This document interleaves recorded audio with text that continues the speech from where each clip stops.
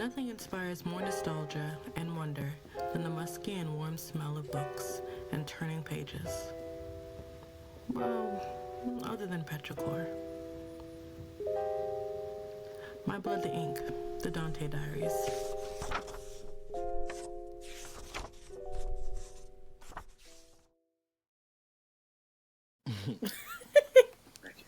Welcome to episode 8 of the Dante Diaries, a companion podcast to My Blood the Ink. Written and directed by J. Cottle, my name is Tiniqua, a lover of storytelling of all kinds, and president of the author J. Cottle's fan club and Akeem's Alchemy. On today's episode, we will be discussing episode 8, Only Evil Deceives. Joining us today is the mastermind, author and director J. Cottle, and making a glorious return, finally, genius music composer of all the music and leitmotifs you heard in this episode, Miguel and J. Today, we have two powerful special guests making her return to the pod, Jasmine Garcia, actress, boss bitch, and your favorite sassy queen, Namaka, queen of fierce tides. Last but certainly not least, making his debut on the Dante Diaries podcast, but never a stranger, Jay Connolly, our favorite technological wizard, brilliant thinker, and almost always right, Mannanan, king of the mist. Jay is an actor, fight choreographer, and educator. Welcome, friends. Hey. What's up? As we always do, I'm going to do a recap. Today's is going to be long, y'all. This episode is the personification of my anxiety. We start off with Dante oversleeping again and being woken up by his boo, Selwyn, They then rush off to the septenary debrief, which is charged to say the least. We learned a bit more about Neris, the original siren, and how she, her sisters, and her legion of banshees have altered the memories of everyone so that Neris can hide in plain sight. Sabella, I'm keeping my left eye on you. All right. Namaka demands respect and commands to take over the investigation of Neris and handle the protection of Atlantis, i.e. kill people. She also makes valid yet heated accusations against Mannanan. Think Kendrick on Euphoria. Hilarious. Yeah. Her words cut deep and overstep as she makes commands of Olokun, seemingly forgetting her place.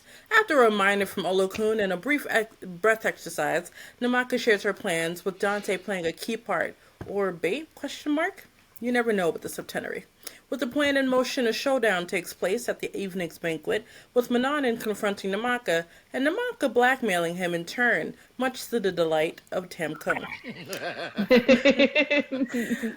Threats become promises, and servitude for 1 year and a day is Mannanan's repentance in exchange for Namaka's silence. Namaka gives an emotional speech warning the denizens of Atlantis that the enemy is amongst them, so be aware and remember that only evil deceives. Though the speech is laced with deception itself, interesting. Even more interesting is Dante's retelling of how he came to be in Atlantis and what drove him to come to Atlantis. The heart of his speech filled up with energy and hope as he will be touring the communities of Atlantis as the defiant emissary. Not everyone seems to be on board, as Sabella reminds Dante that only evil deceives. So, Your Majesty, King Mannanan, tell us, what do you know? And with that, Jay and Jazz, welcome to the podcast. Could you please introduce yourselves? Hello, my name is Jasmine Garcia, and I play Namaka. Yeah, that me. Then I am Jay Connolly, and I am lucky enough to be playing Mannanan. And that's me. I didn't know what else to add, but you let me know if I should add more to that. No, that's beautiful. I'll ask you more questions, and we'll get there. We'll get there. Okay, bet. First things first. I eat the brains. No. What was your process in developing your voices and personalities? This question is more for Jay, as Jasmine gave us a little download, but I would love to hear your process in creating the character of Mannanan. Well, thank you. Yeah, I got lucky enough when I was in college. I had to play like an old, like 60-something-year-old Irishman in a play called Man and Superman by George Bernard Shaw. Very I basically represented the Industrial Revolution, so I was like very crotchety old 70-year-old Irishman as a 20-year-old. So it went well, and ever since then, it was an accent that I got to play around with a lot, but my Irish never got lighter. It always stayed in this like kind of older man kind of feel, and I got lucky that Mannanan can kind of be considered an older Irishman, but we really didn't want to. Like Jay and I spoke a lot about the voice, how much I would represent the true entity of Mannanan being more of an an Irish area and having more of an heavy Irish dialect versus what it could be like being so removed from his culture, being involved more inside of Atlantis and all of that stuff. So how does his voice change over time, and what does that fall into? And I would try to play in with starting very high with some of the Irish, and then try to bring it in lower and try, because there are moments where Mannanan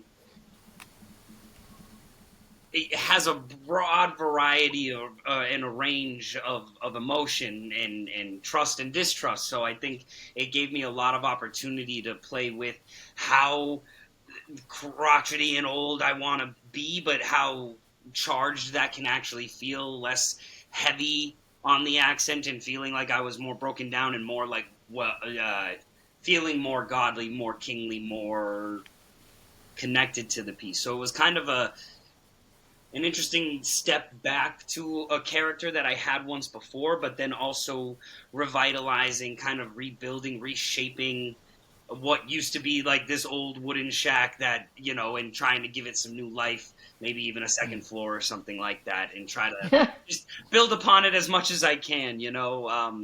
We can only do so much. So I think a lot of it, especially being a stage actor, the vocal range isn't always like my biggest focus, but it was really fun to take some time and really put that as my biggest focus, instead of thinking about how I'm reaching my voice all the way to the last seat, making sure that they can feel that emotion all the way to the end of the theater. I got to think about the range that I could expand upon. So it was being on the mic for this and building a character was a really interesting difference on how to create a character on stage, but then it had so many similarities at the same time too. So a lot of guidance from Jay on vocal, like what was going on there, and then just a lot of backing myself on, I'm just gonna dive in and hope for the best on this one. And I feel like that was usually what Jay gave me to do. So at some points it just felt safe enough to do so. I love that. And honestly, as someone I have like one good accent, and that's not good, okay? It's like a British accent, but then I have like my D&D character, Alexiana. I don't know what that accent is, but it's mine. But when I'm drunk, it's gone. So it's just, it's the way that these things work.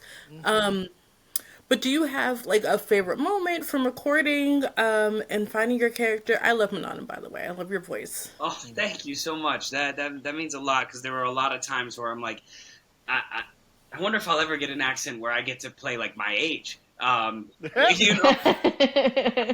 sound like this human being could even sound like? I don't know. So there's a lot of navigating that self-judge out of the way to be able to have a more free voice. And I'm trying to think, because I don't know if I have a favorite moment recording. Like I said, like sometimes I just black out, and like I just have to, when I'm reading it, I just have to kind of feel that emotion. And then Jay was always so great about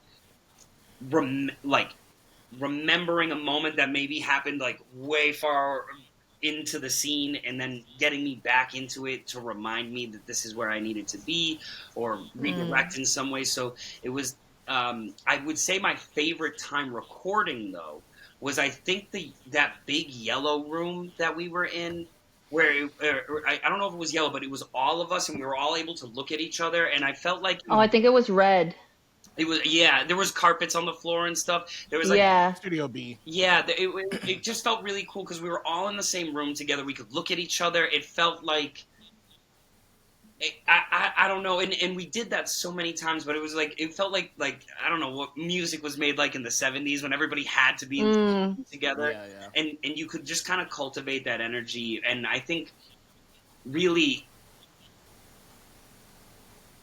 I think that's why it's my favorite moment, because having all of that energy and then thinking about it more, just most of the recording sessions that we all had that same kind of like, we're just doing this. We're like, none of us are feeling like, I've never felt ego in the room. And I always felt that it was just like the desire to get the project done. So it was a lot of fun to just be in there and trying and experimenting, hearing things work, hearing things that didn't work. And we were all like, yeah, that makes sense. But we were, it was all through like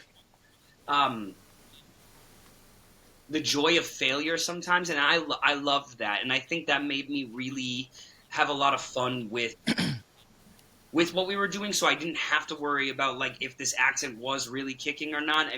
If Jay was happy with where it was at, great, and I was super happy with it. But I was always happy to go back and do it again because it never got tiresome to me, which I guess is why it would feel like a great one. I just really enjoyed the experience. But I think that big time when all of us were there was probably my favorite time because we bounced around. I think it was different episodes at that point too. So it was just like real guerrilla style. Let's just record this stuff. Here we are. And then we moved on. We got some coffee. We went over onto that side, took a break for a second, and then revamped it all up again. So, I know that was a long-winded answer, but I think that was probably like the most fun moment that I had because it always just felt like we were in the room playing together, But we were making something so epic, like as you were saying, like it hits you in your anxiety. When I was listening to it, like we were talking about it before we started recording, I listened 3 or 4 times, and every time I'm like, when did we do this part? I don't even remember. Crazy. This is and I have the words. Like I know the words. I said them, but it's so cool to have moments like that, Oh man, it was so epic.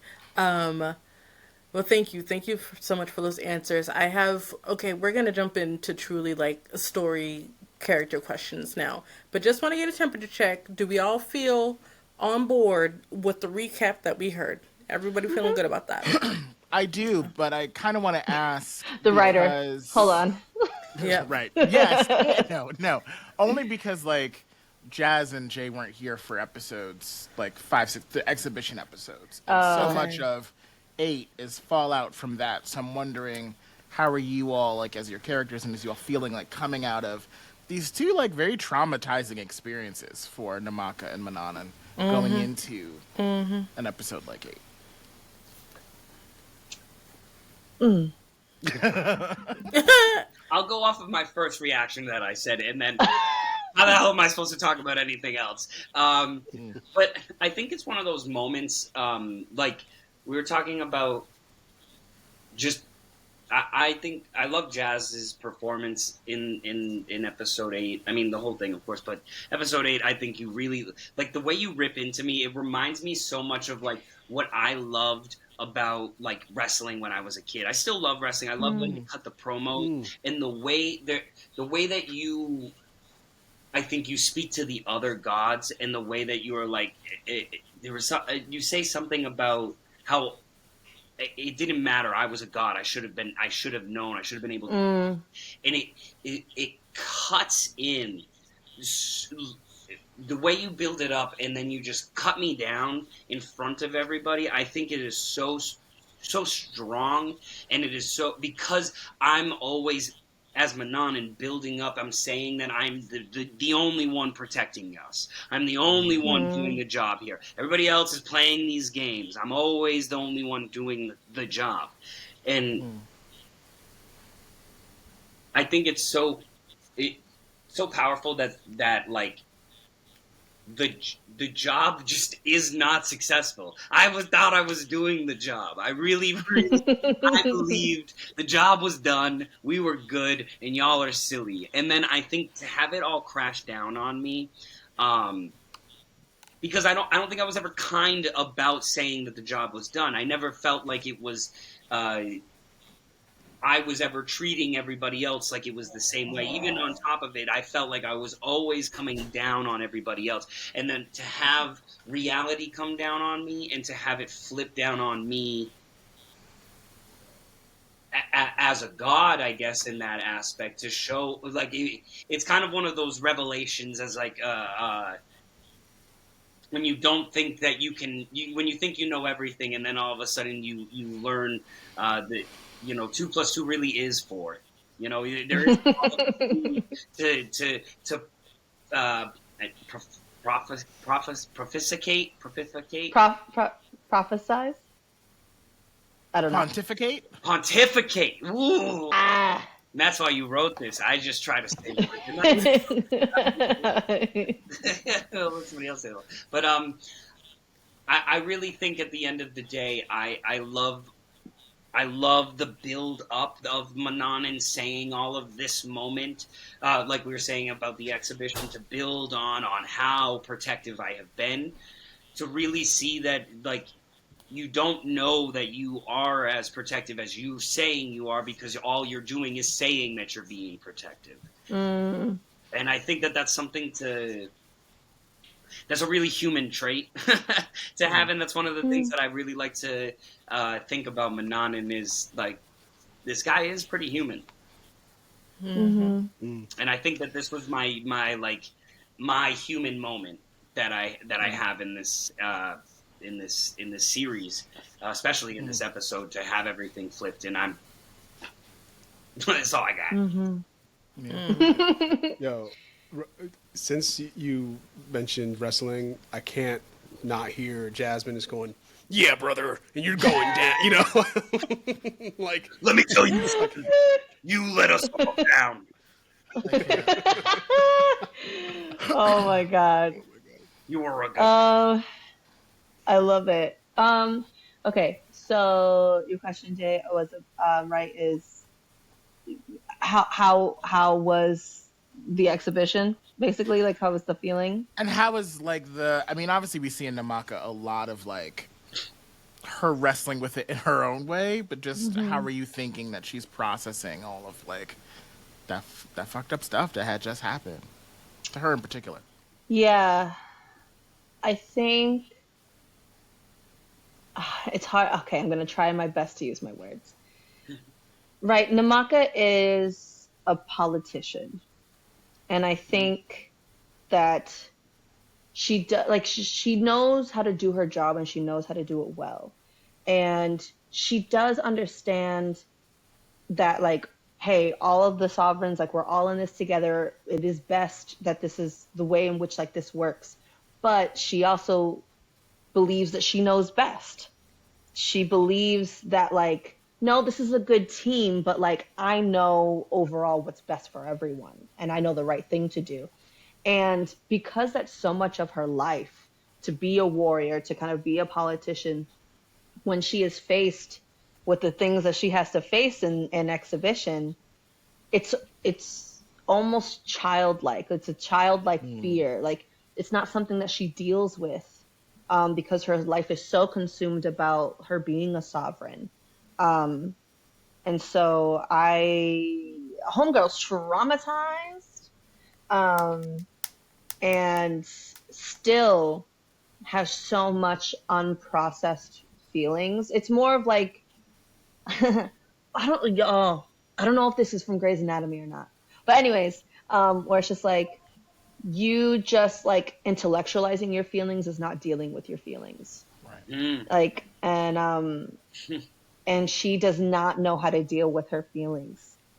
So much so that she'd rather harm herself than do that, because it's so painful, because she can't come to terms with what she's done. And so then I think in episode 8, when she is confronting the gods, I think that like she's digging in her heels and more. Yes. Because she's just like this is what I know, and now everyone has like this is really fucked up, everybody. So now I'm gonna do what I know best, and y'all are gonna have to fucking listen because you're messing up. At least is how she perceives it. And I think it's funny to think about like from like the first episode of when we meet the sovereigns. There's already this kind of historical tit for tat between Namaka and Mannanan. This kind of like again, this kind of like grouchy older man not older man, older god, and the one and Namaka who's just like really playful and is very much about like let's see what this is gonna do. It's like, oh, are you upset? Like and she does believe that she's smarter than him. And so in the moment, I think that when she has learned how he has handled the situation, she's just like, oh, I'm going to eat this shit up. And I'm going to let you know how I feel, what I think, and you better fall in line. Yeah. Ooh. I mean, there were two things that you both just said that, like, one, what you said, Jess, about how, like, yeah, we're a good team, but I know best. Every sovereign feels that way. And, like, that is why they're such a toxic group. Because they're all just like, yeah, we're here together, but, like, no, but, like, you know,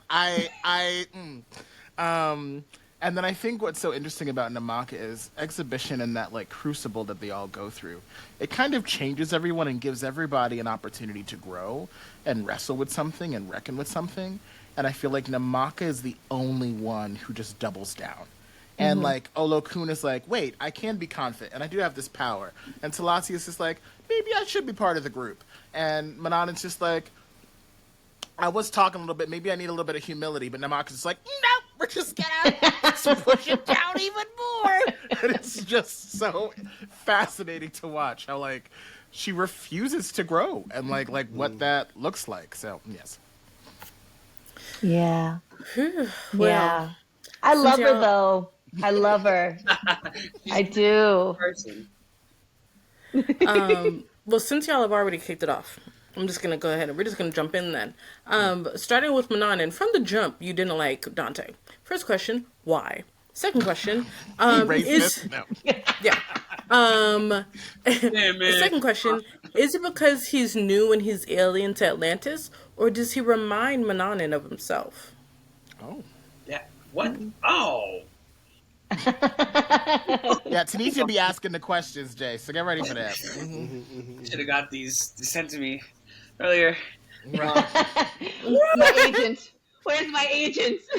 Yeah, you didn't tell me this was going to be like this. Oh, God. Well, I mean, let me ponder on that second part. Because that first part, I was going to be like, yes. And then you said, and now I have to say and. Because that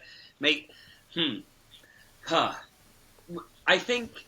Well, I mean, I was gonna say, if you want to sit on it, I have another question for Namaka, so you can hold it. Well, I can at least answer the first part, and maybe we can come back to that. Okay. Let me ponder on Dante. I got you. But I do. Yeah. I mean, ultimately, I think my job is to know who is in and out at all times. It doesn't like. I think it always matters who it is, whether it's a new person or not. Who that person is, I need to know, and I think that's where a lot of the ego of Mannanan comes in, is because I think at some extent he thinks he knows everybody that is in there. He knows how everybody feels about him in there, and I think it feels stationary to him, like it won't grow, or it won't change, and then. Because he is so focused on Neris, I think he also believes that everybody else is so focused on Neris and what that could mean to him. So I think it has a lot more to do with how he feels about everybody in that area and how it makes his... I think he's got a little bit of anxiety for a god to have, like, to have that control, to have everybody know where he's at and to know... or to have everybody know... Sorry. I got really excited and I started going really fast for my brain. Yep. I think he wants to make sure that he knows everybody that's going on in there for himself, to check in with him. I think it's something that he internally needs to know, and if he doesn't know what's going on, he can't sleep, which is why I think this presence of Neris, he can't figure out what's going on, where it's coming from, and why. And I think it's something that's always driving him internally at the end of the day, which is kind of, I think, somehow gonna get me back into how Dante and I are connected, and I'm gonna make that connection. I will get there. So I think it's on its way. I'm percolating on that right now. So if you want to get to the Namaka question, I'll probably get to it. But I am starting to think that's along those lines of there's something internally within himself that he needs. Okay. Well, then, another question to ponder. Then, are you in love with Neris? Because it's giving enemies to lovers. So that's my next question. Sit on that. Scandal. Scandalous. Speaking of hate, Like Namaka. Of this where it's just like, I can't believe she said that to me. Oh, he does know I like Neris, and we need those cuts. But Honestly, if we had a secondary, we should absolutely do like private interviews with everyone after each episode. But speaking of hate, Namaka, hot damn, okay, you were out for blood this episode, from cussing everyone out in the meeting to the blackmail. Okay, it was so intense, and I'm like, what is history? You started talking about that a little bit, but did you guys develop like any stories in the character building for Namaka that you can share that like alludes to the issues you have with Mannanan? I mean, none particular that I can remember. But again, I do think that out of all of the sovereigns, Namaka sees Mannanan as the most incompetent. Awkward. Saying out loud. Like, Yeah, it was. I think that that's how she feels. So I think it's, you know what it is. This is how I imagine. You know when so you get a new job, and you're like, you learn how like your coworkers are, and you learn like what they do and all that stuff, and then you realize sooner or later, like, that guy works here and he's still employed and I have to work with him. All right, I mean, I'm gonna make it work, but let there come a day when he fucks up, you gonna hear from me. And I think that was my inspiration. Hilarious. No, yeah. Well, oof, da. And again, Yeah. we've been co-workers for thousands of years. Right. But, So, it's time. I also think that like Namaka and Mannanan, they do have their similarities, but they go about their work in different ways. Right. And I think, as you could see with this one, Namaka is very much into like the subterfuge and the manipulation, and then you saw with Mannanan that he's a lot more violent and physical in that way, and like cerebral in a different way. And so I feel like, and I don't think they respect each other's methodologies, and that might be a part of the whole like, feuding and seeming that like the other is incompetent, because it's just like, Yeah. ugh, if I could do what they would do it, I would do it so differently, and in their minds it would be so much better. So yeah, it's very cats and dogs. yeah, so very. And also, I would also add that, like, I mean, I think all of the sovereigns feel this way, but particularly Namaka and Mannanan, like, they really are like, no, I protect Atlantis. I protect the people here. Right. And I think it's that kind of fight over it. It's just like, no, my way is better. Got it. I both feel like they're both like somehow like, because you just put in like the work office thing, they're both like middle management, like, and they're just at the same thing. They're just in like, they're both supposed to be at like, they're just in different departments and they're competing against each other. And because they really both do want the same thing. I think that they just, they can't see how the other side's ways work. Whether it be through competence or the ability to look outside of themselves to be able to look at other patterns. So maybe some of us are hard-headed. Who knows? I think they both are. But and to answer your other part of like blackmail, I think also with Namaka, she is very much by any means necessary, even historically. Sorry, my brother's walking by. Hey, bro. Dropping some beats. You know what he does. He's a DJ. But go ahead. Yeah. Oh no, I was just saying that I think when it comes to the blackmail, that Namaka is very much by any means necessary, which I think she's also proved historically. Yeah. I know Jay mentioned it a little bit, and I'll come back to you with Neres. Don't think I forgot that question.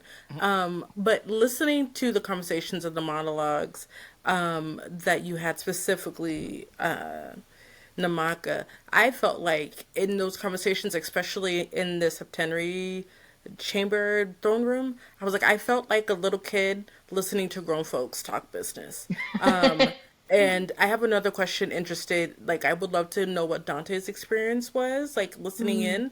But that monologue that you gave in the septenary throne room was so powerful, Jazz. I want to know, like, how many times did you record that? And where did you go to record that emotionally? I have no idea how many times I did it. Twice? I think so. Wow. Bet. Damn. Cool. Yeah. And where?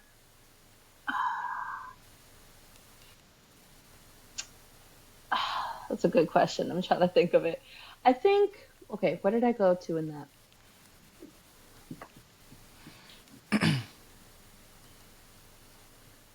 I think I keep going back to like, this is her life.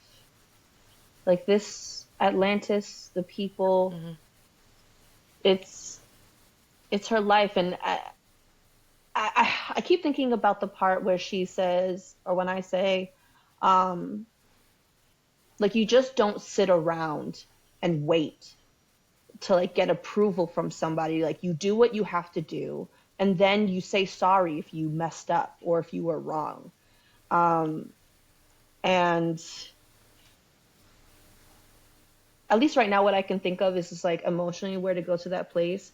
I think I am someone who is just like, okay, like, let's do it. Like, let's do it now. Why wait? And I think that sometimes I can be impatient with others.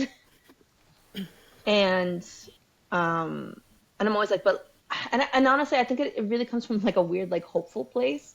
That's just like, everyone has agency. We can make choices. We can do anything at any moment. And to just wait around and asking for permission, it just seems insane sometimes. And how sometimes we can feel like we need permission to do things, and it's just like, no, you have the capability to do anything. And I think that with Namaka, when she's saying this, she's just like, we are gods. You have authority, like, you have power. How dare you sit around and just wait when we're in such a dire moment? Even if you messed up, like, at least you did something. And I think, yeah, at least that's where my mind goes to. And I think that even in like our mortal world, if you wait around waiting for permission to do something that's important, you're going to be waiting a long time, and you just have to take a chance, even if it doesn't go in your favor, because you never know. That's true. Go ahead. I just think it's interesting just to go off of that real quick, and I think hearing that, I hear a difference already. Mannanan won't take that risk. There's a like, he will. They're both people of action, but it's so interesting. You're ready to go, gung ho, take that. But Mannanan needs a plan. He needs to be able to take a step and go through. He wants to go through the action of the plan, but as you were saying that, I was already like, okay, hold on. You can't just go running in there. What are you talking about? Hilarious. But like, I think that was just my natural, because like, not Jay to Jazz, but this was definitely like as one actor to another, like the you speaking passionately, it started to kind of like pick up that moments that I could feel in the room together with when you and I were going at it, and like it kicks in that old feeling, Mannanan, I'm hearing Namaka, and then all of a sudden I go, okay, well, hold on real quick, like, yeah. But like, what happens if they got 50 people and you run in there with 3? And like, there's, I don't even know what scenario I'm talking about, but that's just me already looking at, like, hearing your impulses as Namaka going, okay, well, hold on, now how are we going to just go run in there? And I think that that's really where our relationship does base off of. That's so different than Jay and Jazz, but like very Namaka Mannanan, and like how we put in. So it is interesting, you got yourself in just the right place for me to go, okay, well, hold on now. Let's, that was just really cool to hear. I had a reaction, and I just wanted to share that moment, because I thought that was really cool. I mean, one thing that we didn't have a lot of room for in the narrative this season was to really like hone in on the fact that Mannanan is the scientist, right? Like, we talk a lot about him as protector, but truly his role is like the shield and protecting in that way from everything. And like, so this scientific method, like that approach, that logical approach to things versus like, it makes a lot of sense with like just how you all think and function. And just even you saying that, like, there's the tortoise versus the hare aspect of like, right. I have a dome. I literally have a shield that I'm trying to keep us all in, and I want us to slow down, but I want us to move with action and understanding. And I think that there's a different, I don't know if it's necessarily the same metaphor as slowing, like the tortoise and the hare metaphor, but there is something just interesting about that idea about like gung-ho running into battle, that speed, versus having that wanting to stay inside the dome, keep it all protected. We stay inside here. We don't need to go out. Yeah, my God. Not to belabor the metaphors, but it's like it sounds like an institutionalist versus an outsider or an upstart. Right, like someone who protects the institution for what it is because they need those rules to guide them, versus someone who is trying to break shit up because the system doesn't work for them, or perceives that it doesn't work for others. Not unlike what's happening in our world right now, just to bring up the connection that what's going on in the world right now. So yeah. We are in fantastical. Let's not bring that shit in here. Again, this is a very political episode, but the last thing on this thing is like, even the way that you all fought an exhibition, right? Like, Namaka's a melee. She's up close. She's like gonna be there, and Mannanan and Olokun are distance, and they're gonna snipe and watch and react and analyze, and so it's, again, you both just really embody those two very different, but I would say equally necessary. Yeah. And that's the part where, again, the sovereigns are so reluctant to be like, we kind of need all of us, you know what I mean? But they're always just like, but my way, yeah. But. It's that but. To answer your question about Dante, I think there's two answers to that. One thing I kept wrestling with, just from a writing perspective, is feeling like this is Dante's story, and he is our POV character. But how do we now get to explore kind of like the inner lives and the dramas of these gods?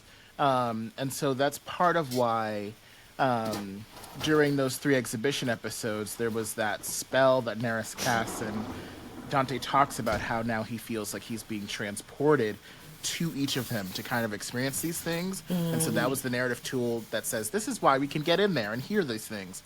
And then it was partially also why I wanted him in that throne room for that conversation, because I was just like, you know there's gonna be a debrief.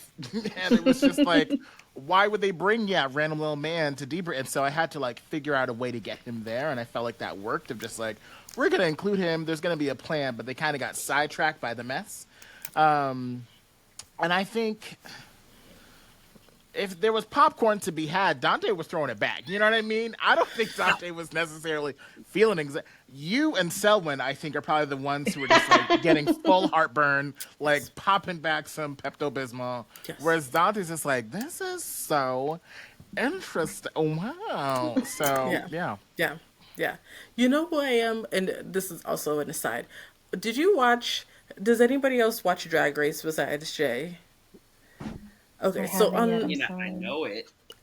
It's okay. There's currently filming All Stars 10. There is a drag queen named Deja Sky, and there's these two girls that are getting into an argument. And in the midst of the argument, she takes like hairspray and sprays a mannequin head, and it's just like. And another girl's just like, "What are you doing?" She's just like, "I'm just being nosy." Yeah. That's me. Like that is who I am as a person, but also add anxiety. I don't know how to explain it. That is me. I want to see it. I'm messy. Yes. But I'm not gonna feel good as I watch it. No, I'm like, oh, this is yucky. Y'all should be friends, but also there's no mannequin. You're literally just spraying spraying air. Just spraying. Everybody's uncomfortable. We can't breathe anymore, but you're just there. Yes, that's me. And then I'll hug everyone and give out snacks after. Like I will love on you after. But I love that. Also continuing to be messy. I would love to know what Mannanan's initial reaction to the accusation was. I mean, you said your piece at the banquet, but like, if Mannanan, I would love to know, like, this isn't real, but the news, like Mannanan hearing the news, I would love to know what his initial reaction was. Oh, this is real. Is probably what his reaction was. Like, whoa, this is. I think like we were saying earlier, kind of getting like flipped on his head, really, because I really do think like I think he has the ego because he truly felt he has done everything that he could do. He had calculated the things that he needed to calculate, and I think the idea of that. And that's where I kind of feel like he's got some anxiety because he does question and wonder all the time what's going on, and yet something still slipped through the cracks, and he wasn't looking in the right place. And I think there's an interesting side of Mannanan to that I hear now as I listen more, and I feel it as a listener more, more than when I was in character. So I think like when Mannanan hears it, I think it takes him a minute to really recognize like what's going on and how he is feeling, because I don't think that there is ever a moment where in his mind he thought the dome could ever be broken, right? I don't think a turtle ever really thinks about his shell being broken, right? Mm-hmm. And I don't think if I was to give Mannanan like a spirit animal, I do think it would be something along the lines of a sea turtle of some sort, or some sort of like nothing that is a true predator. It might be able to be like eat meat, but I think it is mostly a little plant. If anything, it's gonna maybe a snapping turtle. Yeah, maybe a little snapping turtle that went vegetarian. Well, here's the thing, Tiniqua. So this is Dante Diaries exclusive tea. The first version of the script, Mannanan was in the room. I was back at that, and I was like, "Oh, right, this is why my brain can't put myself in the thing because of the thing 100%. That happened, and you fixed it all, and it's so much. Yeah. I love it. I was about to say, so there was like scheduling difficulties that made us have to change it, and I actually love the 2.0 more. But that initial version where Mannanan was in the room. it was similar there was less blackmail, but it was kind of similar to the conversation in terms of where it ends up and the accountability that Mannanan takes at the party. And I think what's really interesting about this episode for me that I think is really fun is for the amount of lies that there are in it. And there are so many lies being told. There are also so many true things being said. And I think, to me, the truest thing that Namaka said wasn't just that, like, Mannanan failed. It was that he failed because he wanted to be the one to save everybody. And I think there was a thing about loving your job so much, wanting the respect of your peers so much, wanting the exaltation so much, that you could say, that's why I'm not going to push you all to help me, because I can Superman this. I can, have said, I said all this stuff and you all didn't listen, but I got her and I'll lord it over you so you always remember that I saved it and I swooped in. And it's her clocking that specifically that forces him to, like, have to be humble, because it's just like, I could have tried harder. I could have asked you all to be there and step up and hold it. And I know that I didn't go that hard because I wanted to be the guy. And, so there was just kind of that happening. And in the room, he was just like, it was very much kind of like that Law Kiki moment where, Namaka's going off and at the end he's like, you ate that. And Mannanan was just like, you're not wrong, and sorry. So, like, obviously with, like, a lot more humility and shame. But yeah. I literally have the words in front of me, and there's a moment where, like, Namaka, like, actually, like, breathes and apologizes, and then I'm like, I'll think nothing of it. You are right. It's all good. Like, it was a very different experience.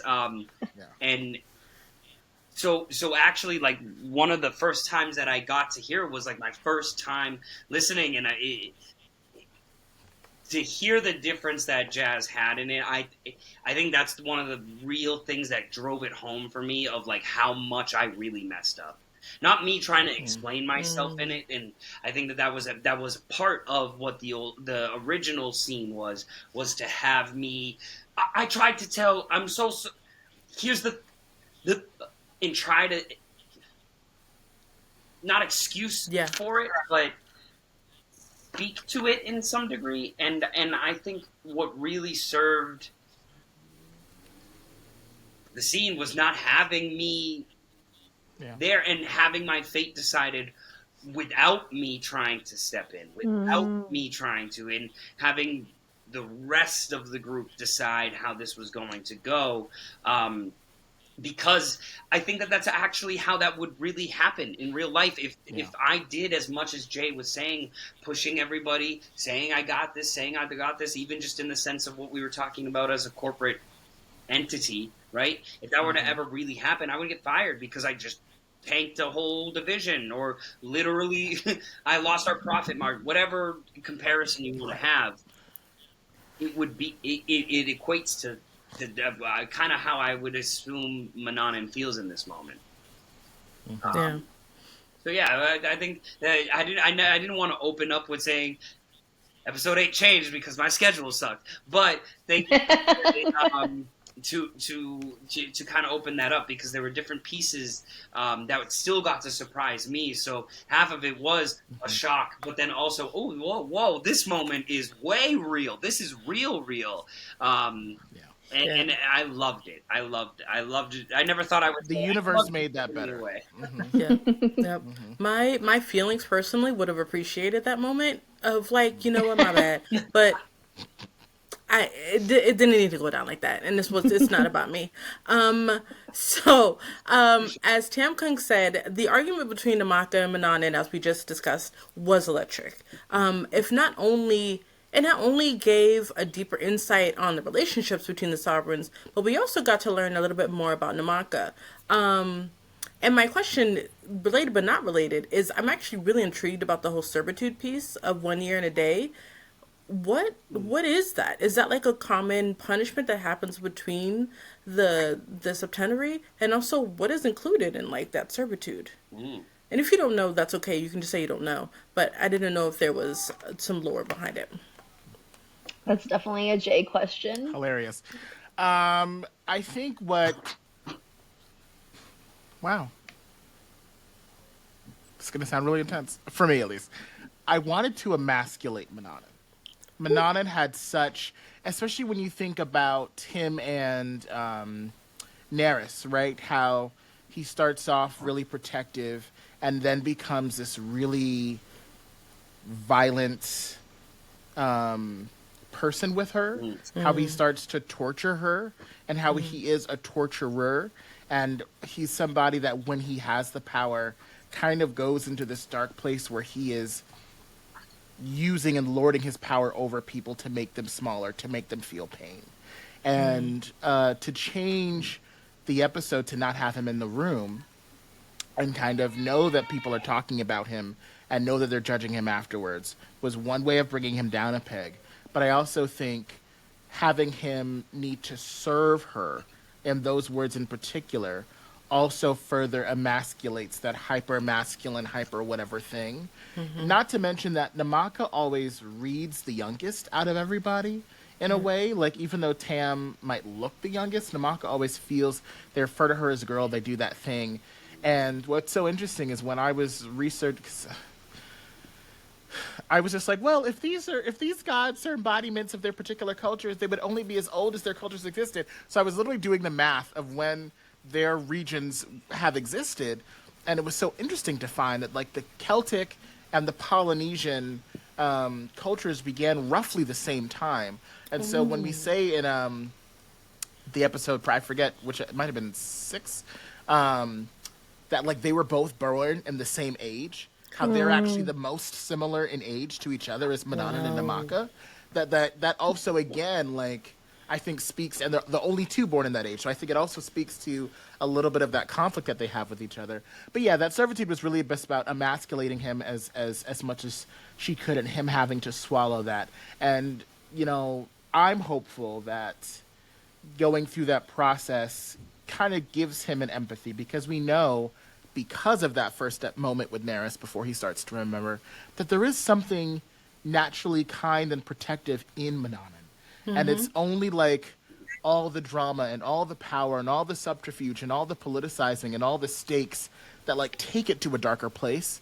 And hopefully this experience can kind of get him back to that natural center. I don't believe, and I'm sure this is a question that will come up post this episode, are the sovereigns evil?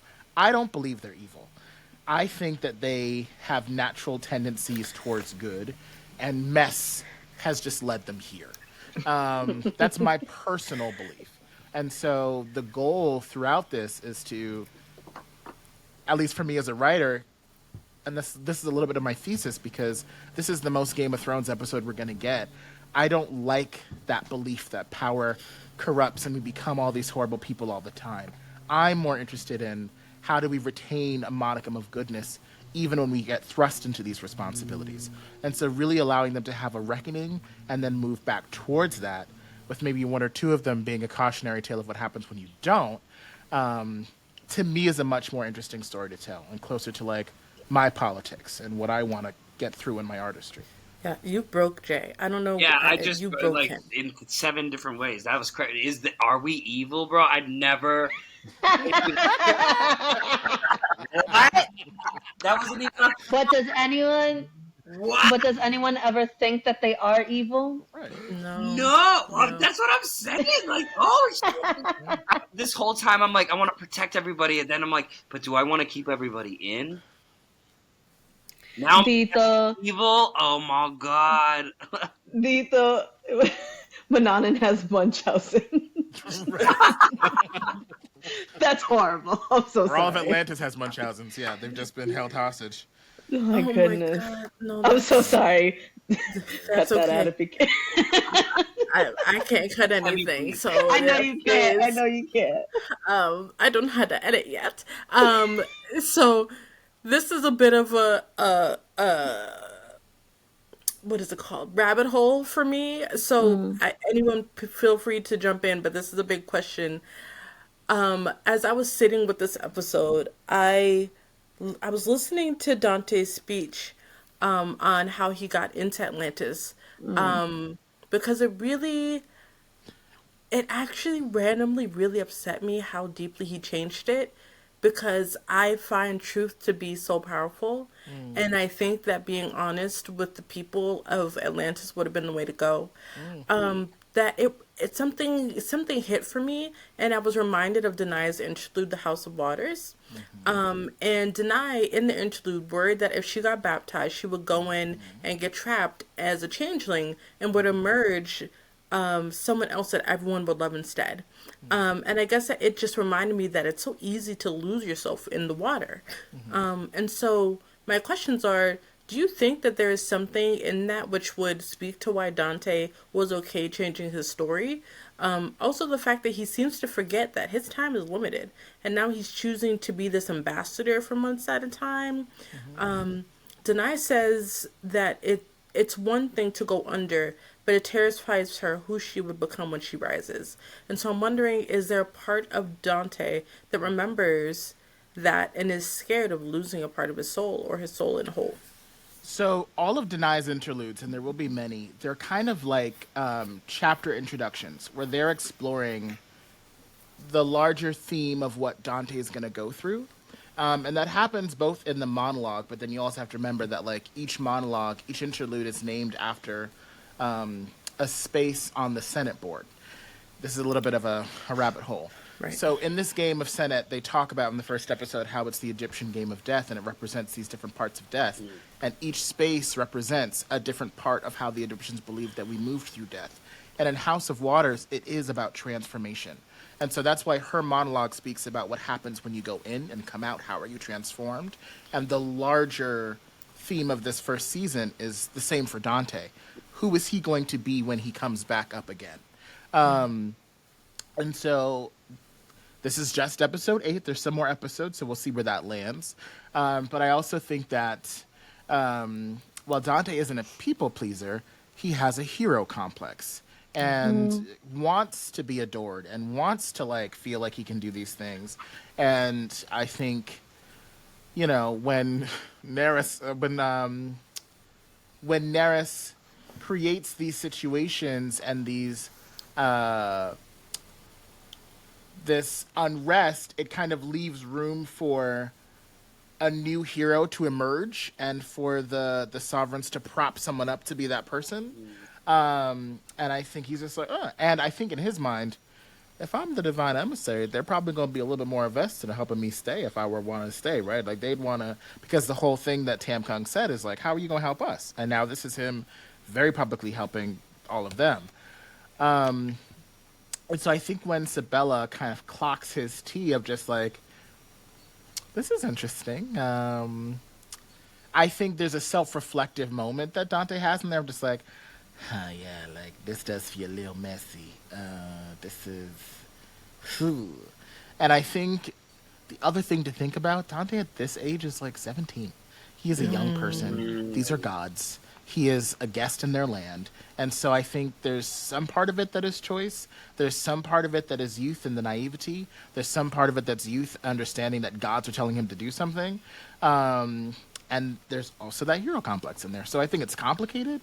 But yeah, also the story's not done yet. And there's some more choices and feelings that are still to come on Dragon Ball Z. Can I just say, like, Dante's messy. Yeah. Dante's been messy. Like, that's true. Dante's flirting with grown-ass women. Dante leaves on a dime on a magical quest without, like, really, like, much to go on besides, like, a story that he's told by his grandma and a magical spider. Yep. You know, abandons his friend in the process of doing so as well. You dig? Like, yeah. I've always read Dante as just like, girl, you messy.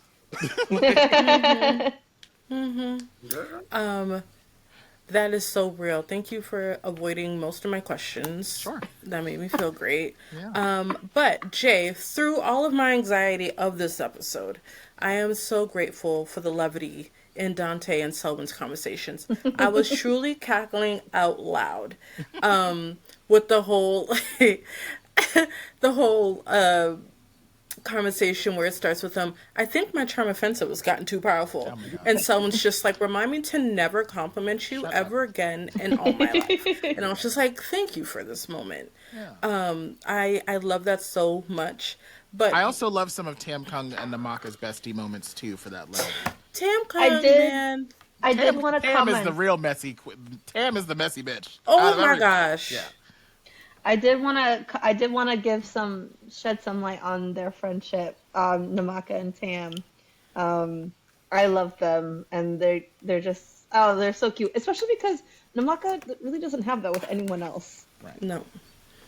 Yeah. No, they don't. And honestly, I love how so seamlessly they fall into step with one another, especially when Tam Kung or Tam basically saves her butt after the whole like blackmail issue, and was just like, no, yeah, so she'll just let you get information from her whispering cycle and you're all set. And you were like, I'm sorry, but also you're right. Right. Yeah, and she trusts Tam. Yeah, I love them. And yes, you're right. Literally, Tam Kung the entire time. I was like, thank you for being here in this moment, because I needed someone else to be here to cut the tension that was happening right now. I actually had a musical question that I was super excited about. I was like, oh my God, Jay, what is this musical performance that you had? I didn't. Also, I was surprised at that. I didn't even know that was in there. Didn't know, but this is what pisses me off. No, don't get excited yet, because this is what got me. Because you did No Chasm Deep Enough during exhibition, and when I was listening to it, I was like, what song is this? They must have wrote a whole new song. And when I realized what it was before reading it in the script, I was like, I can't stand you. I can't stand you for that. What did you record that with the original No Chasm Deep Enough recording? Or did you make that up? So, in exhibition, a group of us performed the anthem. And when we were getting ready to record 8, I knew that like the joke that I had just written in there was the no chasm deep enough, which already took me out. And I was also thinking like, well, yeah, sure. What if this, the Saint Squilliam, when we were in college, Jazz, Tiniqua, and I, our music group was like paraded around as like the administration would use us to perform at functions all the time. And so it was just like, accepted students day, get them. Dinner with the funders, go ahead and get them. All this kind of stuff. And so I was used to there being like a group that gets to be like the act for these type of things. And I was like, hilarious if the St. Squilliam Academy's Brian Boyce Youth Chorale just gets to be that group that just gets to present all the time. And so what we actually did was in the beginning, Jazz, myself, I think Jamise was there because we were also recording 9, and Siobhan, we did it's actually the melody for Tree for 12 Days of Christmas, the Petrichor arrangement. Yeah.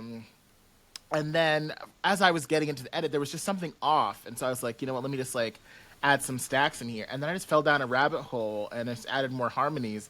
And I posted it because I was just like, it went so stupidly hard a little bit. I was just like, it is so dumb to like do an 8-track stack of harmonies for like a 5-second joke. I'm just like, this is chasm deep. It's just so dumb. So I loved it, and I thought it was just so stupid. But yeah, that's how that worked. Very Jay. It was so. I'm Very crying. I love it. It was so. I was so annoyed because I was just like, "Wow, this is oh my God!" And then I was like, "Not the No Chasm Deep Enough. Not you brought it back." But don't think I'm done with music because Miguel, you mother clucker. Okay, that is how I feel about you right now. All right, the musical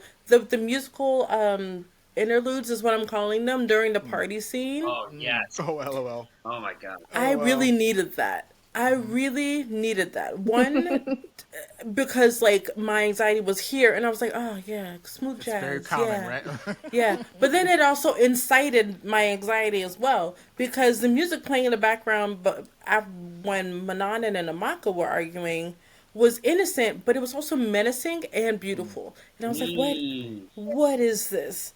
So I would love to know your thoughts on that. And then also, who played the drums in the section when Dante and Olakun was having the conversation?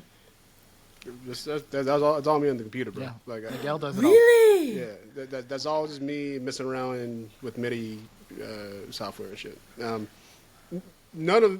There are any music that you hear that I make, if there's drums, if there's bass, it's just me like with keyboards doing this. That's all that is. What? I just love it. I just love how Miguel's just like, yeah, I just, I can't. What? Right. I just be No, like yeah. doing shit like you feel me, like it's just, it's just what I whatever. do. It's People whatever. do it at a super higher level than I do it. That's all. When it comes to the drums and the bass and stuff, the piano stuff, sure. Like I'll take my kudos on that one. But No, but it sounded like it was a very high level. That's why I'm bringing it up. It was beautifully done. Yeah, Miguel. And out of everyone here, you're the only one that could do it.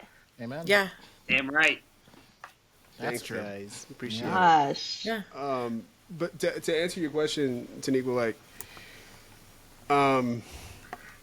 literally Jay and I were sitting, and he started singing a jazz standard called Dolphin Dance, which is and I was so we did not use any copyrighted music, obviously, and you can't copyright chords. You can't copyright chord progressions, right? So I took some chord progressions from some jazz standards and kind of rearranged them and just kind of like used them as like kind of fodder. Jay, it's so funny. Jay was like, "Yo, like, you know how you used to play at like random events for hours and hours and hours as background music? Can you do that for this?" Right. And I was like, "Yeah, yes, yeah. That's my job all the time. I just sit and just make that shit happen." But Miguel's just like, "Oh, sure, I'll bring my trauma to work. That's okay. That's fine." that's exactly what that is all the time. But what's funny to me, so when I do that, when I play for like I've had random times where I'm playing for governors or whatever, I'm listening. I'm listening to conversations. I'm just like sitting there playing the piano and like messing around, and I'm listening to whatever is happening. And sometimes I'll play games and I'll like see how dissonant and weird I can get until people notice, and then people will like, "What's going on over the piano?" And then suddenly I'm back and everything's nice and beautiful and all that kind of stuff. So what you were hearing was what I would literally be doing.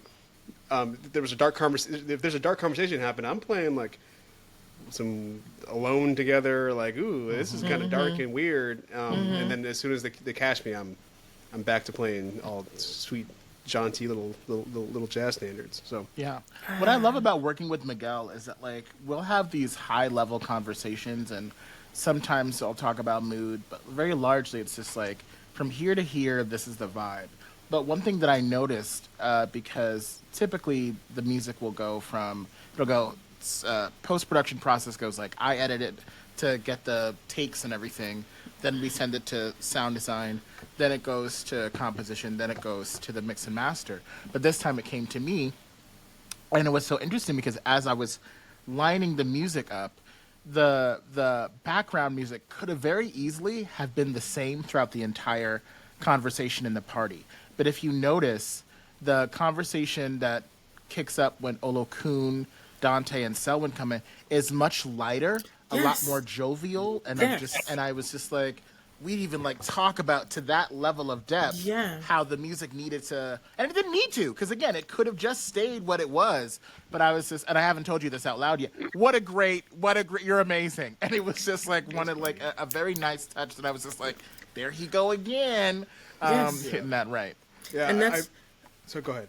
No, I was just gonna say I didn't say intellectually, but that's what I was trying to say. Was basically just like I agree. It was beautifully done, and it was so seamless that I had to listen to it again and be like, wait, no, there is music. What is happening? And I had to go back to like really hone in. But next season I'm gonna have better musical questions that are more like this is a B flat chord, major 12th augmented, diminished. You know what I'm saying? I'm gonna get there. Or don't. Right. I don't want to do that. I don't want to do that shit. But I was wondering if you were going to pick up on that, Jay. Slash, like when there were more intimate conversations, the drums and bass kind of pan out, and then we got just piano and all that kind of stuff. So yeah, no, this was a lot of fun. Like as you said, Jasmine, just like bring a drama to work. Let's just back and go. I love how intentional it is, and again, like shout outs to you, Jay, on the sound effects from like the starting at the beginning of the episode with the door knocking, but it's like that sound from Star Trek when the door opens to Captain Picard's room, the shh, but it's like twinkling and shh. I was like, what is this? This is beautiful. So just like the scene transitions and then the music comes in to play a seamless piece. I'm just like, the teamwork, the beauty of it, the magic, like it's everything that's brilliant with audio dramas, and on like, of course the actors are the cherry on top, but it's just like, it feels like the Justice League. It feels like Avengers Assemble, and I really love that a lot. My theater background, Jay said earlier that there wasn't a lot of ego that was happening when we were recording, and I carry a lot of trauma from theater for sure, but the one thing that I've always appreciated is, and sadly not everyone in theater gets it, is if you want to put something on stage, you need actors, you need a good writer, you need a director, you need a good lighting designer, you need a good sound. Like, that is required. Everyone is important. Everyone has a very specific job to play that brings the entire thing together. And for any one person to have ego there doesn't really make sense because it requires everybody. Right. And even the director, their job is not to have the ego. It's just to make sure that like it all works together and there's a vision that's being communicated clearly between everything.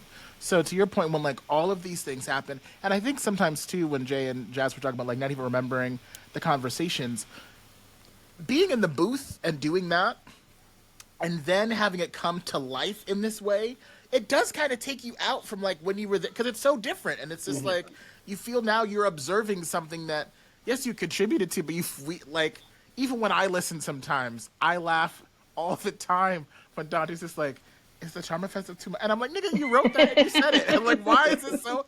And it's just because all of these things have come together to create something new that we get to experience together anyway. And it just, everyone is brilliant, and I love everyone, and thank you so much. You guys are so brilliant. One more Thank question you. for you, Miguel. What do we, the listeners, need to do to get an album of all the music from season 1? Should we tell them, Miguel? How do we? I'm sorry. Is this? Yeah, we're doing it. Hasn't been announced, but we've had that discussion as of like a month ago. So once we put the season down and can have some space and time to like be humans, we're gonna figure that out. But I would say before season 2 releases, there will be an album of season 1, which includes not just Miguel's amazing compositions and orchestrations, but fuller things from some of those musical spells that we've heard. We're going to try to get the full cast back to do the Atlantis anthem so that we can just have everyone there with that new version. So, yeah. Ooh. You know, Wow. the vocal part. Okay. Or some beatboxing, yes. Yes. I landed This is that so wrong exciting. part. Miguel, help me out. We'll do it. Let's get it going. You got it. Oh my gosh. That's exciting. Even I didn't know that. And these will I'm be so like- hyped. So with how Miguel is timing things, a lot of the times they're smaller, more contained, but these will be like actual kind of like songs that will be not 10 seconds long, so we can kind of live in his brilliance a little bit more.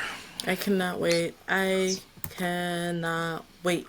And we are already planning to do a music episode, so I just very, very, very, very flippin' excited for that. I have one more question, and then we have a mini game, but we're gonna do it tonight a little bit different. Y'all have choices on what the mini game will be. My last question, which is a more silly question, but we are 8 episodes in, not 7, 8 episodes in. So if you could switch characters from anybody over the last 8 episodes, this is for anyone, even if you could like play a character, who would it be? Ooh. Damn. Since I'm not a voice actor, I'll chime in first and give y'all a second.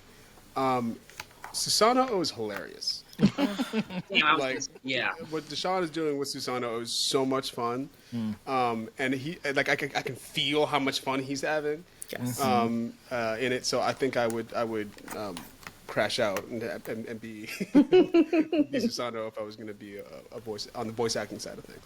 Yeah.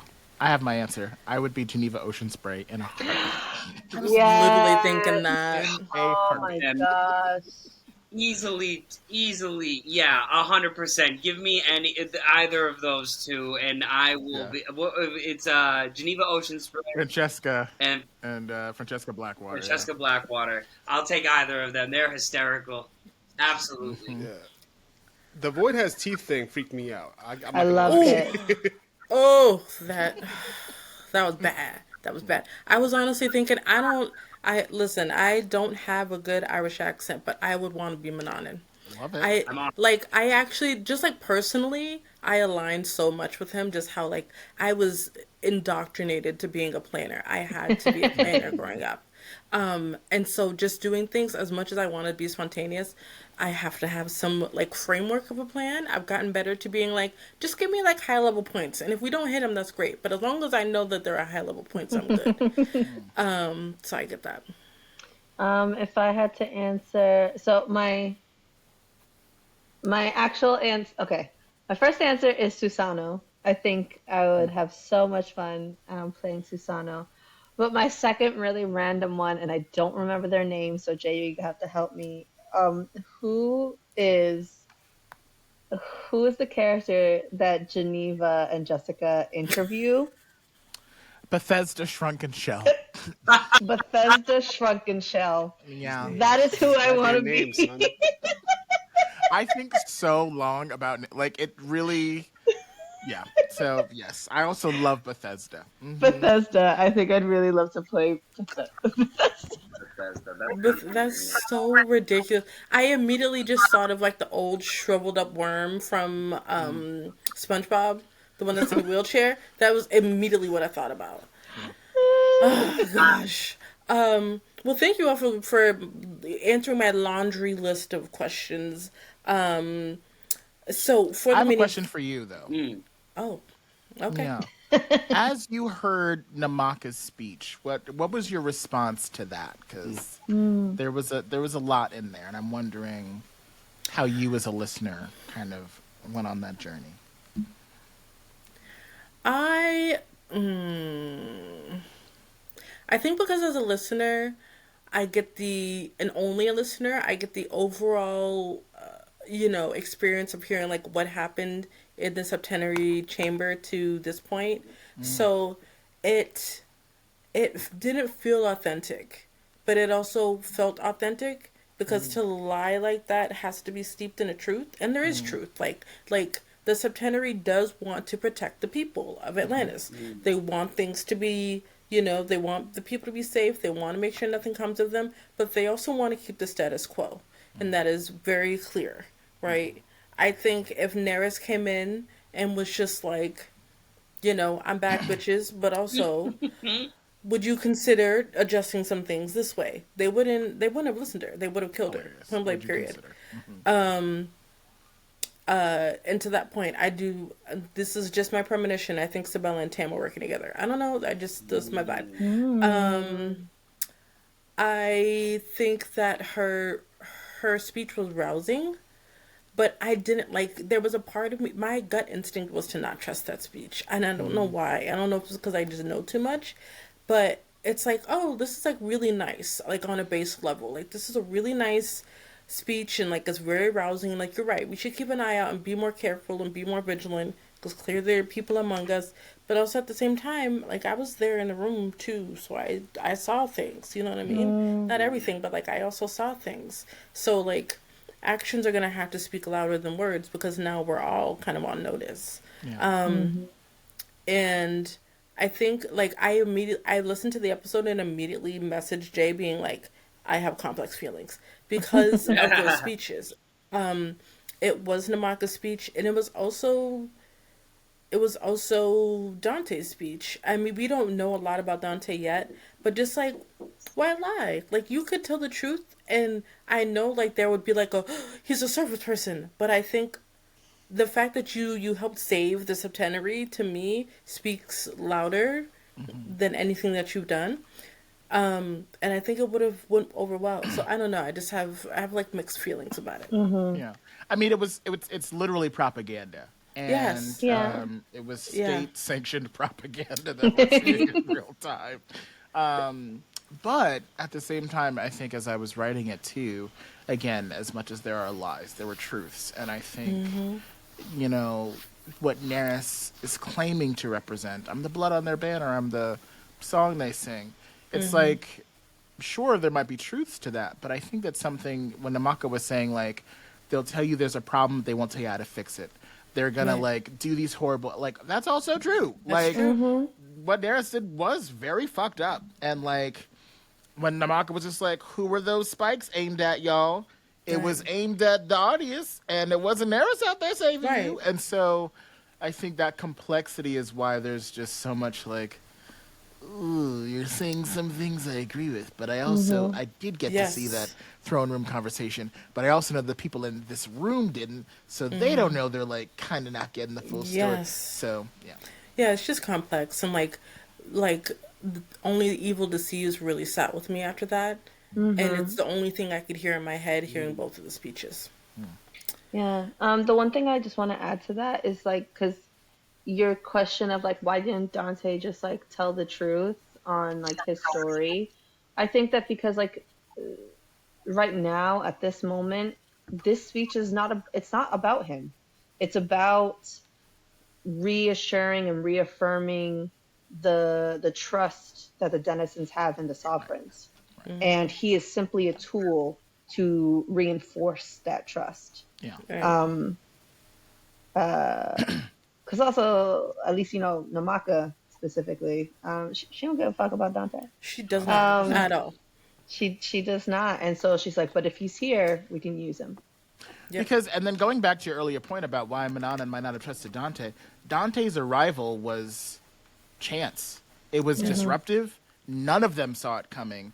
And so again, it cedes power away from them. And by them telling this story, we're like, oh no, Olo-kun saw this coming and she had a backup plan in place. And then she just was just like, it might be time for that. No one told Dante to arrive. No one told Dante to swim up to her and help her.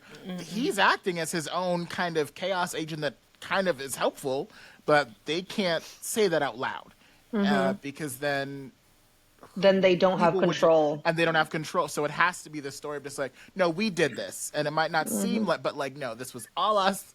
It's okay. It's the plan. You're good, everybody.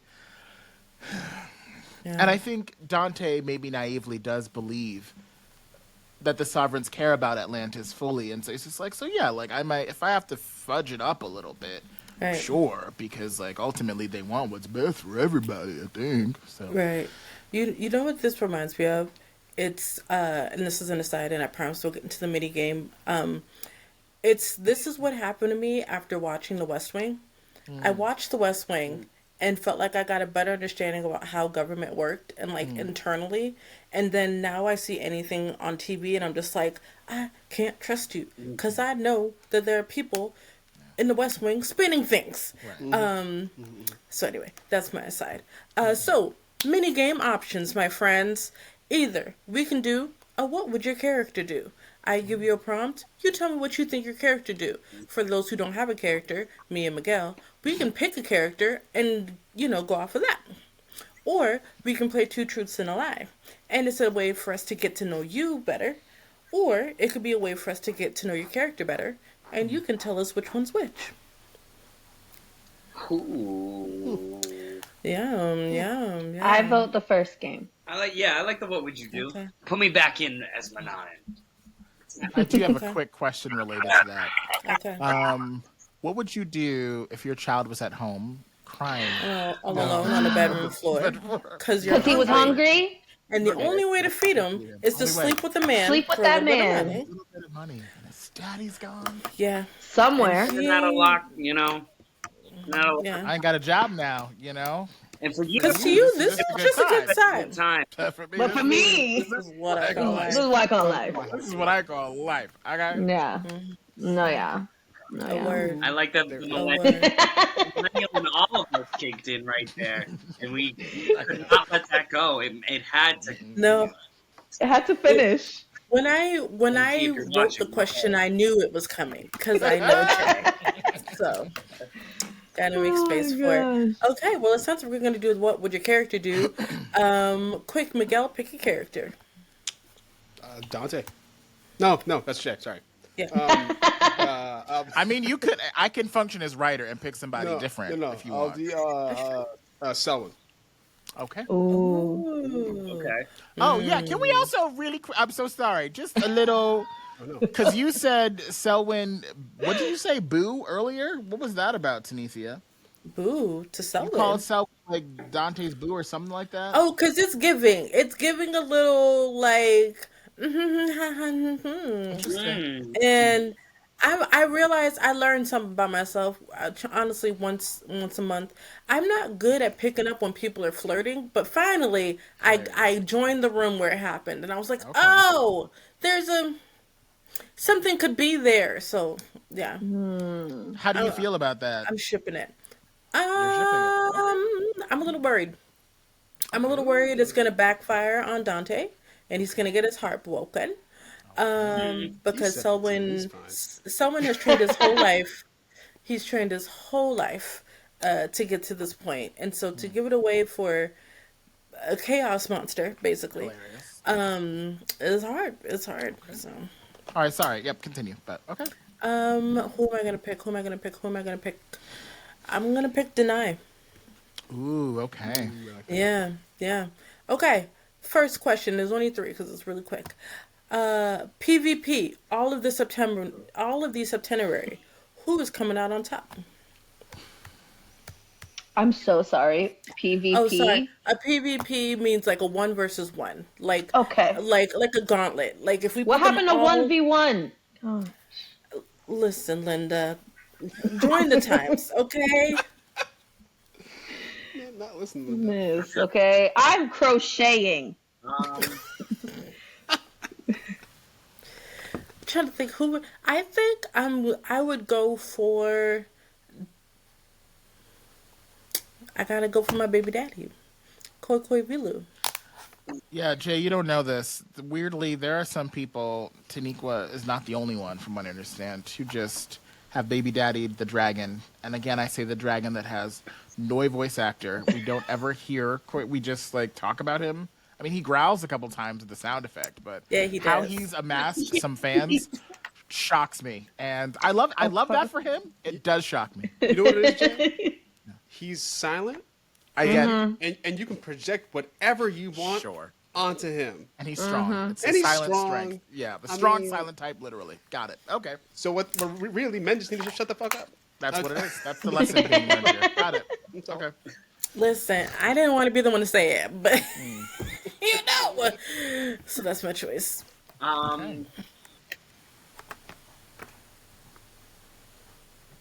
You know, in the best of my abilities as Mannanan, I'd like to think that the part of my Mannanan is like the best Batman that he could be.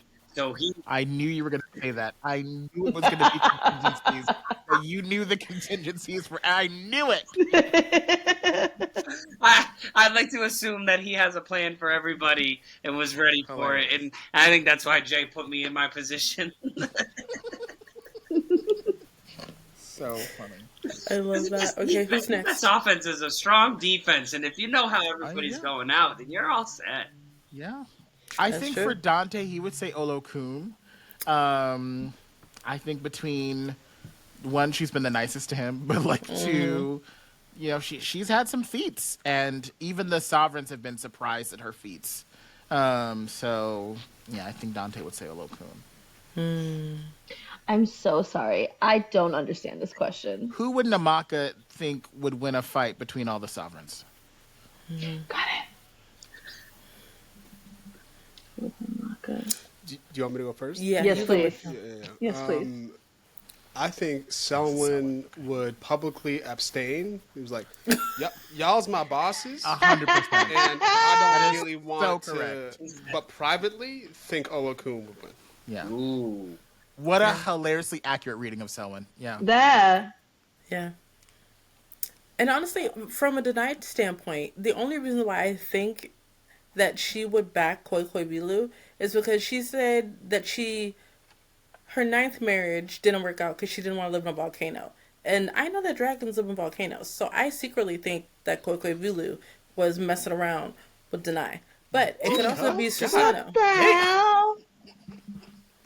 Wow. I'm not saying it's canon. I'm just saying this is what I think. Casual bestiality. Yeah. Fanfic. Okay. Yeah. Yeah. Got it. Wow. I just wanted to let you know, Jay let me be the host. He knew I was a fanfic I sure girly. did. This And is we not my deprived fault. her- and we deprived her of answers. So literally, like, she only knows what happens in each episode drop. And this is why. For moments like this. If I had to guess, I think Namaka would say Olukun. Oh, interesting. Look cool. I thought Namaka would have said Susano.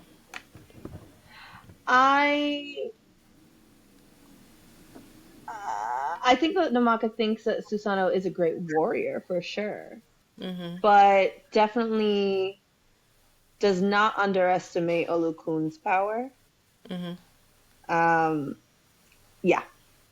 I think it goes back to the episode where we first meet them, episode 3, where Namaka's like, I have you clocked, I have you clocked, I have you clocked, I have you clocked. I don't know about you, Koi and Olokun. And I think for someone who deals in information, for someone to still have unknowns about them, I think is like something that she feels is very powerful because she's very good at her job. And so there's just an unknown quantifier that Olokun has and Koi Koi has that I think makes sense as to why she'd be like, I know what Susano could do, but you're an unknown. You got a little fun in there. Okay. Next question, because we're running short on time. Due to the negligence of the septenary, your access to the library at the edge of the world has been denied indefinitely. What will you do? One more time for the people at home. No problem. Due to the negligence of you, the septenary, your access to the library at the edge of the world has been denied indefinitely. What will you do? No I spoilers. think Dante, Denai told Dante about a way in that had nothing to do with the sovereign. So I think that he would True. just be like, all right, well, if I don't got that access, I'm going to try to do what my grandmama said I could do.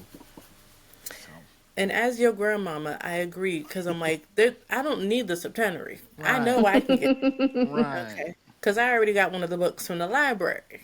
100%. So, Mm. I have an answer, but low key, I don't know if I can say it because I don't know if. Oh, if it's Something- a spoiler or not? Yeah. Okay. Okay. So I have an answer, and it's a good one, but I'm not trying to mess anything up. All I'll say is, actually, it refers to the episode where Namaka knows people. Namaka knows people, and she knows how to get in and I know. She's resourceful. She would get her ass in there. And I know hate that I exactly what you can't mean. for real say. Okay, Jay knows. Yeah, I got it. And Yeah. so, and I'm so sorry that that's the answer, but that's what y'all get right now. I feel like if I want to be the Mannanan, I want to be the Mannanan that I want to be. I got something that I could get a little beep bop boop bop bim bop bam Hilarious. and sneak my way into that Library of Congress. I like to think that like somehow Mannanan has like some like Library of Congress. Is that what I just said? Library. It is a library. I'm sure you can get Yeah. you one. Let me get out there. Mannanan could do a lot of help out there too. No, I just like to think that I would somehow be able to at least sneak my way in if I felt that it was absolutely necessary for me to get into, or be able to have some type of like covering of some sort to be able to get in.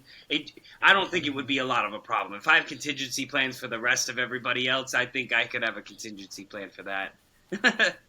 okay. I want a Better quick. watch out. Okay, I'm going to amend my answer just a little bit. I will say also that Namaka is also, in a funny way, almost like a she kind of works like with the barter system. I think that she would give to get, Mm. and usually that's information. That's true. Okay, And okay. Shashat loves information. So, It's true. All right. Yeah. I think we've all worked for small and big organizations. People that work for the organization know the ins and outs so much more than people that actually lead organizations. True. Because they're always up in the clouds. They're always looking at things 10,000 feet high. Selma knows how to get in there. he knows a librarian. He knows a scribe that He knows works how to there. get in there.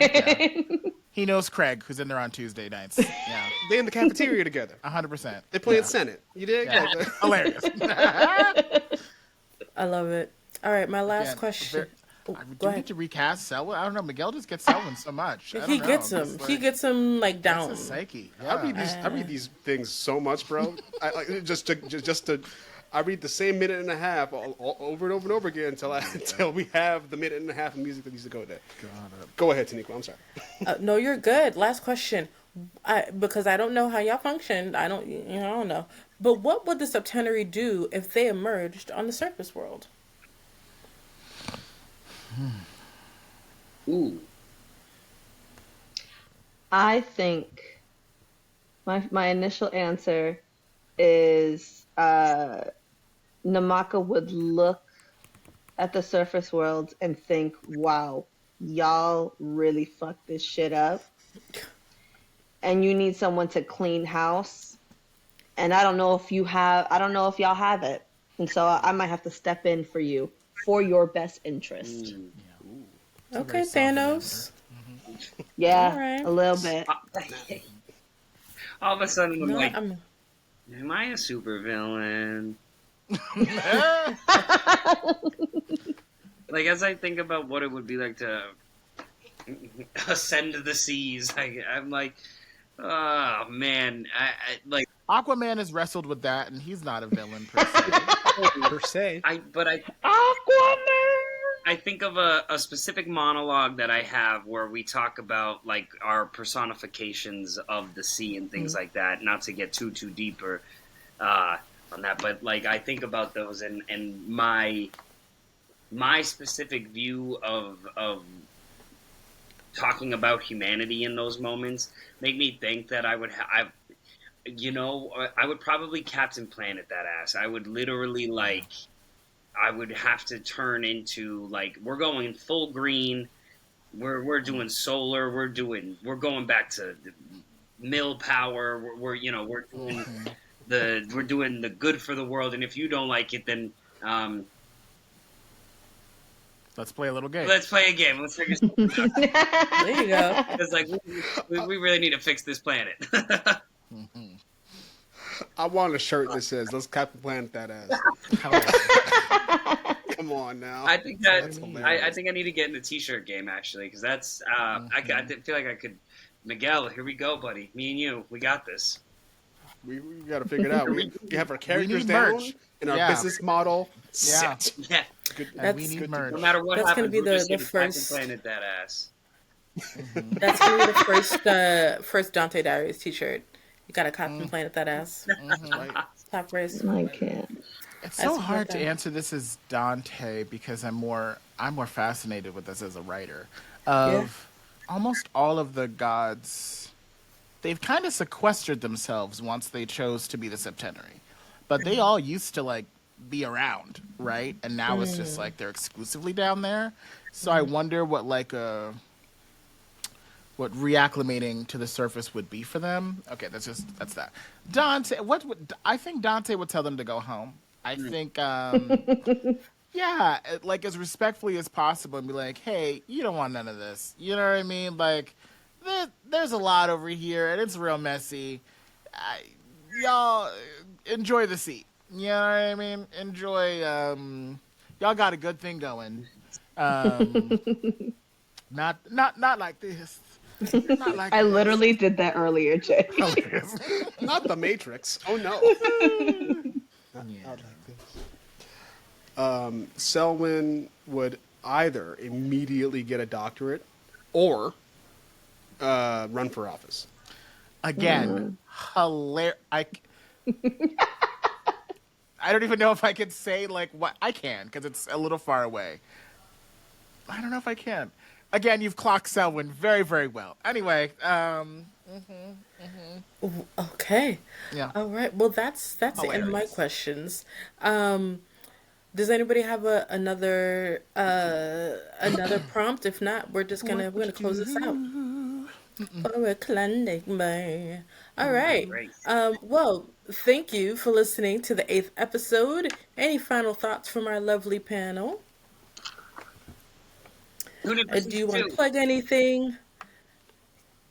I'll say that next week's episode is my favorite of the season, and it's the most different than the entire season, and I love it a lot, and I really hope that folks enjoy it too. 8 and 9 are a little bit different than the rest of the show, and I think doing the edit for 9 reconfirmed that I loved it so much. But yeah, I'm hoping that folks resonate with it. Oh, yeah. I would add that again, this is my first time like voice acting. There was a lot of Namaka in episode 8. A lot of emotions, a lot of things kind of going on. And so I just want to say I'm super grateful to be a part of this. Super grateful for the direction that I needed. And yeah, honestly, just kind of trusting me to take on like her character, but also just like similar to what we've all said, like this has been a really, really fun project. It's been really fun to also like I trust these people. Like I trust like this process. And so I guess I'm just saying I'm really grateful. My favorite part from your monologue is when you start to fake cry. I'm just like, such a liar. Anyway. All right, Jay. Or Miguel. Oh, me. Yes, Me, you. Jay. Yes, you. That's always tricky for me. I am. I guess. I'm just excited that we're at this point. We've been, Jay has been working on this for so long, and I remember him just saying, "I think I got an idea for you," and it is so amazing with every release of each episode to hear just how much deeper this world actually goes, from getting to read it just from the first moment to being like, "Oh, this is pretty cool. Let's keep going with this." To meeting, to rehearsing, to then doing the whole thing, to have it all kind of come to this point. I'm really excited to see, and I can't wait to see, because every time I'm still so surprised. And I can't wait to see what surprises come, especially hearing that Jay's favorite episode is coming up. So I'm excited to like really get to fall into that. And I'm just really thankful that I got to be a part of this world. And thank you, Jay, for creating this space for us, because, as Jasmine was saying, I'm not a voice actor either, and you made it a safe place, and your direction was always something that made it so approachable. So thank you for creating this giant world for us to be able to play with and bring us something that can keep us together in times where so many things are trying to pull us apart. And thanks for bringing art into our lives, and the amount of realism that are comparing to real life that we've done in just this episode alone, I think is a testament to how well of a writer you are. So, or how great of a writer. See, I don't speak good English, none, so it doesn't matter. So I do really appreciate everything that you've done here, and I really hope that the rest of the world gets to see and experience the awesome art that we've gotten to create thanks to you. So Thank you. No. And Jay, where can we find you? Out in the world? You, Jay. Connolly. Oh, me, Connolly. Yes, I was like, Jay, let the world know, buddy. It's all you.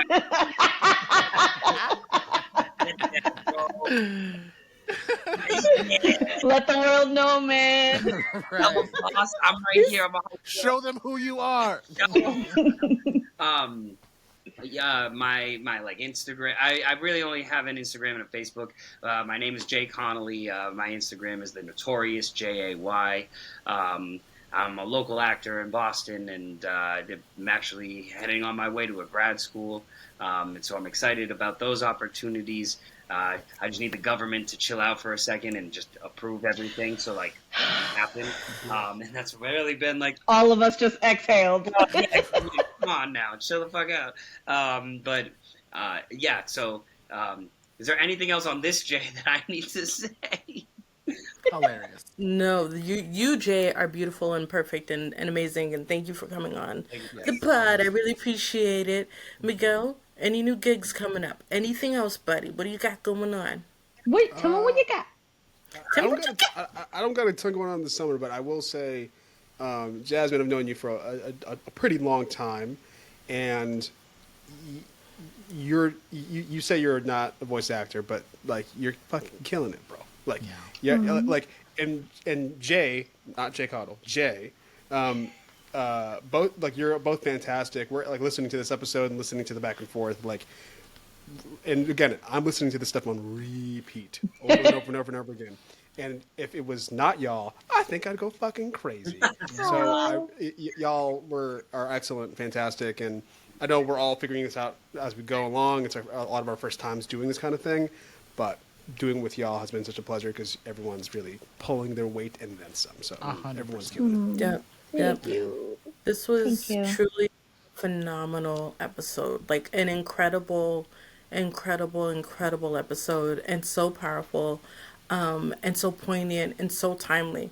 Jay, I don't know how the fuck you did it, bro, but these episodes have been so timely. Each one that comes out has hit and has been there as a source to run into and to process things as the world has been kicking, and so I'm very grateful. I love this show so much and so grateful for you all coming on. Thank you for having us and for building this space. Absolutely, thank you so much.